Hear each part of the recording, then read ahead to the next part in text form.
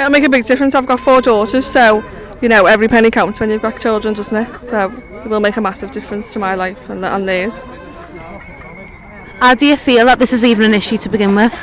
It's just not fair. It's saddening to think that we're all doing the same job, yet we're getting like over £1 less for doing the same work than our colleagues, and our colleagues fully support us. So there's a few of them here today supporting us. We had an initial meeting 2 months ago when they were very clear that they weren't going to pay these workers the pay rate that everybody else is getting.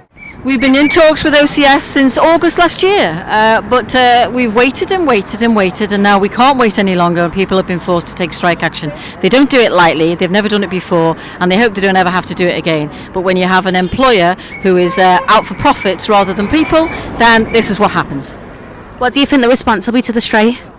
I don't know, because I've already told them, OCS, that my door's open before we even had to have the strike, and they didn't even bother to reply. So as far as I'm concerned, they have no sympathy or support for their staff, who are loyal staff who do a hard day's work for the lowest rate of pay in the trust. And I imagine that I'm hoping that they'll see sense and they'll start paying everybody the same rate of pay to do the same job. It's not a lot to ask, it's not rocket science.